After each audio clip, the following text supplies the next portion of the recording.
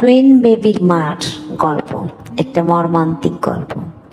সে শুরুতেই শুনতে পেরেছে তার টুইন বেবি হবে। স্বপ্ন, কল্পনা, জল্পনা সব কিছুই সে এঁকে ফেলেছে। সে পারুক আর না পারুক, সে সম্পূর্ণভাবে চেষ্টা করবে তার দুটো বাচ্চাকে সামলে রাখতে এবং ভালোভাবে রাখতে, যেভাবেই হোক। স্বপ্নের একটু একটু একটু একটু করে জাল বুনছে, দুটো বাচ্চার মা হব আমি। আমার কি করতে হবে, কি না করতে হবে। হঠাৎ একদিন দেখে কি তার ব্লাড ভাঙা শুরু করছে।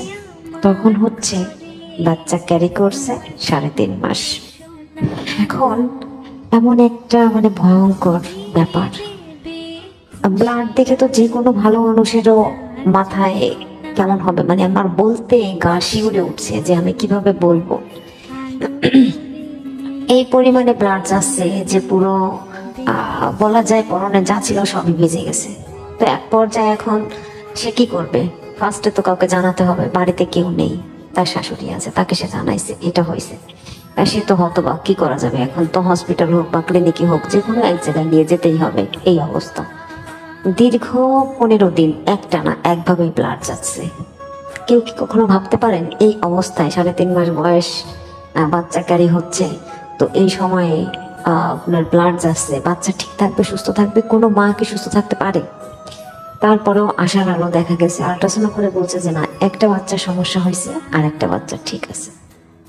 যাকে একটু ভালো লাগছে শুনে যে একটা বাচ্চা ঠিক আছে। তারপরেও মায়ের মন ভালো কি লাগে বলুন? কেমন লাগছে আমি আপনাদের বলছি, আমার গায়ের কাটা শিউরে উঠছে। যাই হোক, তো কি আর বলবো। যখন 16 দিন ব্লাড যাচ্ছে, হঠাৎ দেখে কি কালো কালো ব্লাড। তো প্রায় 1 মাস যাবৎ ব্লাড গেছে, 15 দিন যাবৎ লাল রঙের এবং খুব গাঢ় ব্লাড গেছে, তারপরে কালো ব্লাড। এরপরে তো আস্তে আস্তে মোটামুটি নিজে একটু কন্ট্রোল হয়েছি। আর এর ভিতরে তো ওষুধ টষুধ এদিক সেদিক চলছেই, এ তো বলার অপেক্ষা রাখে না। কত প্রকার, কত ইঞ্জেকশন, কত ধরনের কত কিছু। তো যখন 6 মাস, তখন এক ডাক্তার বললো যে বাচ্চার মাথা, যে বাচ্চাটা আপনি ক্যারি করছেন, বাচ্চার মাথায় একটু প্রবলেম হতে পারে, মেবি জল জমে আছে। শুনে তো আরো হতবাক, কান্নাকাটি শুরু, না জানি এবার কি হয়। এমন একটা পর্যায়ে ভেবেছিলাম যে যদি প্রতিবন্ধী বাচ্চা হয় বা এদিক সেদিক, এত দূরও নিজে কল্পনা করে নিয়েছিলাম। জানি না কি হবে, ঈশ্বর ভরসা। তবে সবসময় ঈশ্বরের উপর বিশ্বাস ছিল। প্রত্যেকটা ক্লিনিকের মানুষ শুধু বলতো যে টুইন বাবু হলে, একটা বেবি যদি নষ্ট হয়ে যায় আরেকটা বেবি ক্যারি করা যায় না, এটা অসম্ভব ব্যাপার। না হয় কোনো সমস্যা হয়, না হয় কিছু হয়। এতটা ভয়ঙ্কর একটা মানুষের 9 মাসের জার্নিতে হয়, এটা আসলে আমি আমাকে না দেখলে বুঝতে পারতাম না। সিরিয়াসলি বুঝতে পারতাম না। আমি অনেক সহজে কথাগুলো বলতেছি, কিন্তু যে জিনিসগুলো হয়ে আসছে আমার সাথে, সেই জিনিসগুলো যে কতটা মর্মান্তিক আর কতটা ভয়ঙ্কর। এর ভিতরে আবার মাস্টার্সের পরীক্ষা, দেখুন আবার আরেকটা চিন্তা। যখন মাথায় এই চিন্তা থাকবে যে আমার অনলি 1 মাস পরে ডেলিভারি ডেট, আমার তখন মাথায় চিন্তা করতে হচ্ছে আমার পরীক্ষা, মাস্টার্স পরীক্ষা, আগামী দিন পরীক্ষা, তা 2 দিন পরে আরেকটা পরীক্ষা, পড়াশোনা করতে হবে, এই করতে হবে, ওই করতে হবে, এখান থেকে পরীক্ষা দিতে যেতে হবে।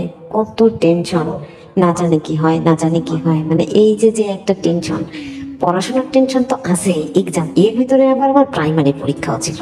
আপনারা শুনলে আপনারাই অবাক হয়ে যাবেন। অর্থাৎ কত ধরনের জার্নি আমার ভিতর দিয়ে গেছে। অথচ সবাইকে বললে সবাই বলে ওই সবার গল্পই ভয়ঙ্কর, সবার গল্পই ওরকম। আসলে ভেবে দেখেছেন যে কয়টা গল্প